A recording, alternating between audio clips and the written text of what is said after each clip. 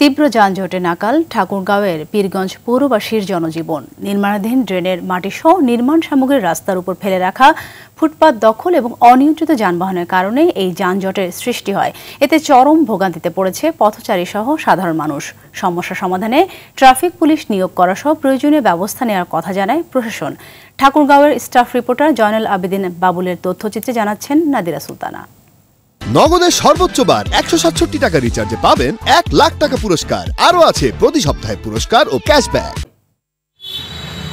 ঠাকুরগাঁয়ের পীরগঞ্জ পৌরসভা 2018 সালে প্রথম শ্রেণীর মর্যাদা লাভ করে। এরপর পৌর কর সহ অন্যান্য কর বাড়ানো হলেও বাড়েনি নাগরিক সুবিধা। ব্যাটারি চালিত অটোরিকশা, ভ্যানগাড়ি সহ অনিয়ন্ত্রিত যানবাহন আর ফুটপাত দখল করে ব্যবসার কারণে শহরে যানজট ও নানা সমস্যায় ভুগছেন পৌরবাসী। সম্প্রতি রাস্তার পাশে নির্মাণাধীন ড্রেনের মাটি ও নির্মাণ সামগ্রী ফেলে রাখায় ভোগান্তির মাত্রা বেড়েছে আরও কয়েক গুণ।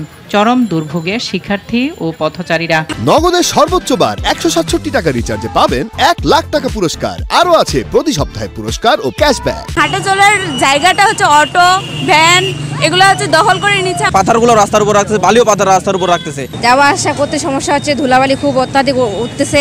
অনেক দুর্ঘটনার শিকার হচ্ছেন আমাদের পীরগঞ্জবাসী। রাস্তা খুঁড়ছে, রাস্তার সাইডে মাটি আছে, একটা রাস্তা 3টা অটোর লাইন। তো রাস্তা থেকে সিএনজি সহ এই জিনিসগুলো অপসারণ করলে রাস্তার সুযোগ সুবিধা আমাদের হবে। মানুষের দুর্ভোগ কমাতে ট্রাফিক পুলিশ নিয়োগ করা সহ প্রয়োজনীয় ব্যবস্থা নেওয়ার কথা জানায় প্রশাসন। ভোগান্তি লাঘবে আমরা দুটি চৌরাস্তায়, বিশেষ করে পশ্চিম এবং পূর্ব চৌরাস্তায় পৌরসভা থেকে 2 জন পৌর পুলিশ আমরা দিয়েছি। জেলা ঊর্ধ্বতন কর্তৃপক্ষ যারা আছে তাদেরকেও এখানে ট্রাফিক পুলিশ মোতায়েনের জন্য অনুরোধ জানিয়েছি।